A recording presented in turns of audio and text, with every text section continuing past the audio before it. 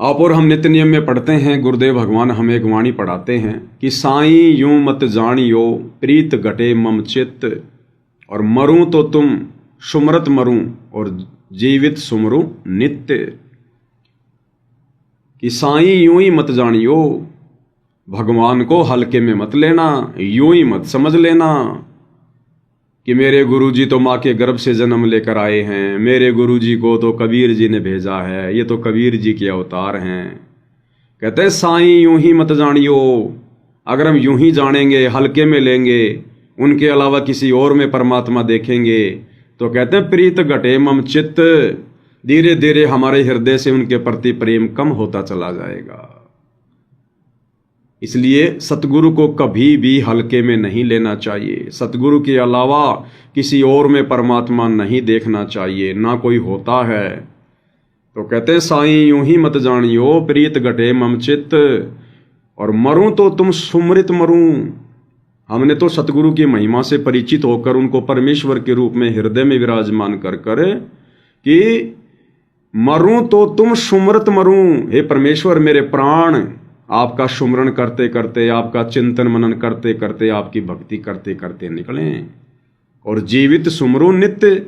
और जब तक परमेश्वर आपने इस शरीर में प्राण श्वासें डाल रखी हैं, तब तक परमेश्वर नित्य आपका ही सुमरण करूं, आपकी ही भक्ति करूं, क्योंकि ये वही परमेश्वर है जो भक्ति के योग्य है, भक्ति के लायक है। इनके अलावा तो किसी की भक्ति की नहीं जानी चाहिए। ये तो आप और हमारी अज्ञानता थी। आप और हम शास्त्रों से अपरिचित थे, भक्ति मार्ग से अपरिचित थे, सृष्टि रचना से अपरिचित थे, जो हम पत्थरों को भी भगवान मानकर, पेड़ पौधों को भी भगवान मानकर, गाय भैंस को भी भगवान मानकर पूजने में लगे हुए थे। अब हमें पता चल गया कि सत्य पुरुष कबीर देव जब गुरु रूप में धरती पर आते हैं तो उनके अलावा कोई भी पूज्य देव नहीं होता। ये देवों के देव महादेव हैं। और एक सत्संग में गुरुदेव भगवान ने यही हमें समझाने का प्रयास किया है। छोटा सा 20 सेकंड का सत्संग है, क्योंकि भाई और बहनों, गुरुदेव के सत्संगों में अनगिनत संकेत छुपे हुए हैं, अनगिनत संकेत। आप जितना सत्संग सुनते चले जाओगे, नित नए नए संकेत सार हमें प्राप्त होते चले जाएंगे। एक सत्संग को हमने सुन लिया, 1 घंटे का सत्संग, हमारे को मुश्किल से 10 या 15% ही समझ में आएगा। हमारा ध्यान 15-20% ही रहेगा। उसी सत्संग को जब हम दोबारा सुनेंगे तो हमें नई बातें सुनने को मिलेंगी। तीसरी बार सुनेंगे, चौथी बार सुनेंगे, जितनी बार सुनेंगे हमारे सामने नई नई बातें आती चली जाएंगी। और ये तो वो परमात्मा है भाई और बहनों, ये तो अपने किए गए सत्संगों में भी नए नए संकेत डाल सकते हैं। ऐसा नहीं है कि गुरुदेव ने 1994 में, 95 में, 97 में कोई सत्संग कर दिया तो वो सत्संग ऐसा का ऐसा रहेगा, एज इट इज रहेगा। ये तो समर्थ है, ना जाने बीच में और कौन सी नई बात ऐड कर दे। ये वही परमात्मा है जिस परमात्मा को एक मानुष समझकर, अनपढ़ व्यक्ति समझकर सर्वानंद ने कागज पर लिख लिया था कि ज्ञान गोष्ठी में सर्वानंद विजय हुआ, कबीर पराजय हुआ, और अंगूठा लगवा लिया कबीर परमेश्वर का। और जब घर पर गया अपनी माता जी को सुनाने लगा तो अक्षर चेंज हो गए, और उसमें लिखा हुआ था कि ज्ञान गोष्ठी में सर्वानंद पराजय हुआ, यानी हार गया, और कबीर विजय हुआ। अब उसने आंखें मसली 3-4 बार। उसकी माँ ने कहा, रे तू तो बोला मैं जीत के आया हूं, तू तो मेरे को सुना रहा है कि सर्वानंद पराजय हो गया, हार गया। बोला, मां मैं कई दिनों से सोया नहीं ना, शास्त्रार्थ करने में बिजी था, शास्त्रों का अध्ययन करता रहा, मेरे भूल लग गई, मैंने लिखने में गलती कर दी। बोला, भाई दोबारा जाके लिखवा के ले आ। सर्वानंद जी दोबारा चले गए और बोले, कबीर जी दोबारा से अंगूठा लगाओ, मेरे लिखने में गलती हो गई। बोला, भाई लगवा ले। सर्वानंद ने फिर लिखा, बड़ी सावधानी से लिखा कि ज्ञान चर्चा में सर्वानंद विजय हुआ, कबीर पराजय हुआ, अंगूठा लगवा लिया। फिर घर पर गया, फिर वही कहानी माँ को सुनाने लगा तो उसमें लिखा हुआ था कि सर्वानंद पराजय हुआ, कबीर विजय हुआ। तो माँ ने कहा, अरे तू क्या कर रहा भाई, तू जीत के आया है कि हार के आया है? बोलो, माँ लगता है मुझे फिर से गलती लग गई, मैं नींद में था। कई दिनों से सोया नहीं। बोला भाई दोबारा चला जा। दोबारा गया, फिर से बोला। परमात्मा ने कहा ठीक है भाई, मैंने तो अंगूठा लगाना है, तू लिख ले जो मर्जी।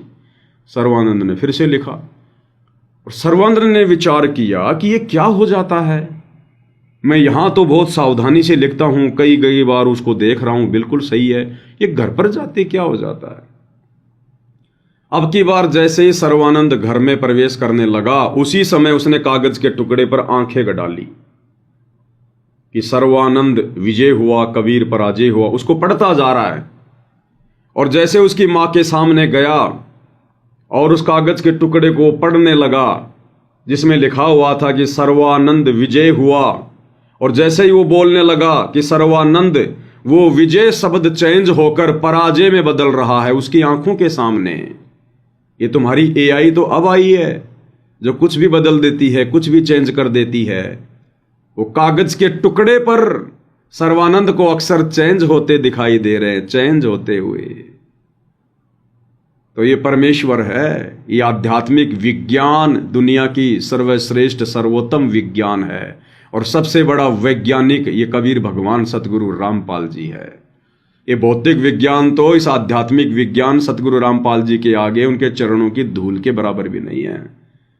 ये भौतिक विज्ञान तो छोटा सा खिलौना है जो परमेश्वर ने इस अध्यात्म ज्ञान को समझाने के लिए आप और हमें दिया है, ताकि हम ये छोटे मोटे मोबाइल बना लें उस परमेश्वर से प्राप्त बुद्धि के आधार से।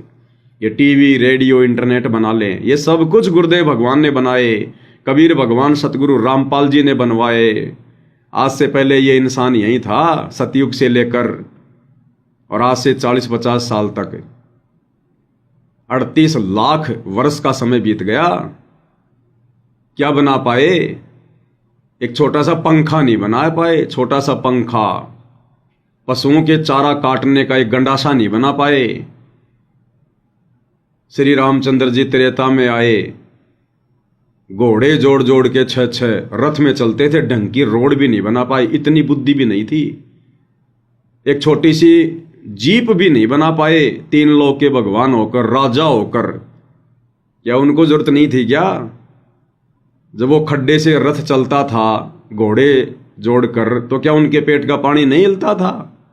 क्या वो नहीं चाहते थे कि जीटी रोड बन जाए और एक बढ़िया गाड़ी आ जाए ट्यूबलेस टायर वाली? उस समय परमात्मा सतगुरु रामपाल जी ने ये बुद्धि इंसान को देनी नहीं थी। द्वापर में श्री कृष्ण जी आए, इतने चमत्कार किए, क्या उनको गर्मी नहीं लगती थी? एक पंखा भी नहीं बना पाए, कूलर भी नहीं बना पाए।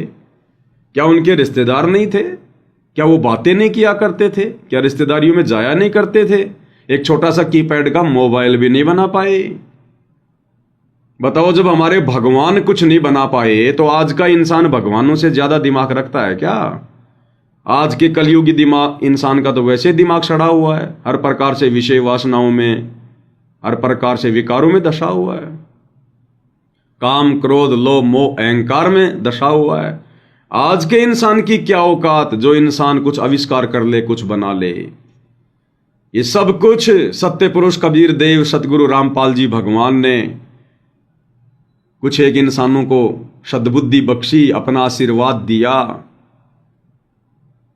और उस परमेश्वर से प्राप्त बुद्धि आधार से 2 कोटि के इंसानों ने ये चीजें बनाई हैं। ये श्रेय गुरुदेव भगवान को जाता है, इंसान को नहीं। इसलिए भाइयों और बहनों, सर्वश्रेष्ठ, सर्वशक्तिमान, एकमात्र महिमा के योग्य सत्य पुरुष कबीर देव सतगुरु रामपाल जी परमात्मा हैं। तो इनको हल्के में लेने का मतलब है अपनी फिर से दुर्गति करवाना। इनको हल्के में लेने का मतलब है इनके अलावा किसी और को परमात्मा मानना। कबीरा ते नर अंध हैं जो गुरु को कहते, और गुरु को और कैसे? गुरु के अलावा किसी और को परमात्मा मानना, यानी भगवान किसी और को मानना और अपने गुरु जी को केवल गुरु जी मानना, उसको कहते हैं, गुरु को कहते और। कि हमारे गुरु जी तो गुरु जी हैं, एक संत हैं, अवतार हैं, ये तो दास हैं, कबीर जी के भेजे हुए अंश हैं। भगवान तो वो कागज का टुकड़ा है, दाढ़ी मूछ वाली कबीर की फोटो। तो कहते हैं कबीरा ते नर अंध हैं, वो अंधे हैं, ज्ञानहीन हैं, नेत्रहीन हैं, मूर्ख हैं वो, जो अपने गुरु जी को भगवान से अलग समझ रहे हैं। कबीरा ते नर अंध हैं जो गुरु को कहते और कहते हैं हरि के रूठे ठोर है, गुरु रूठे नहीं ठोर। और जिसको तुम मूर्खता में हरि मान के, भगवान मान के, कबीर मान के बैठे हो कागज के टुकड़े को, कहते हैं उस हरि के रूठे ठोर है, वो अगर रूठ भी गया तो भी तेरा कुछ नहीं बिगड़ेगा। और गुरु रूठे नहीं ठोर, और अगर गुरु रूठ गया तो तेरी दुर्गति दुर्गति है। और गुरु कैसे रूठेगा?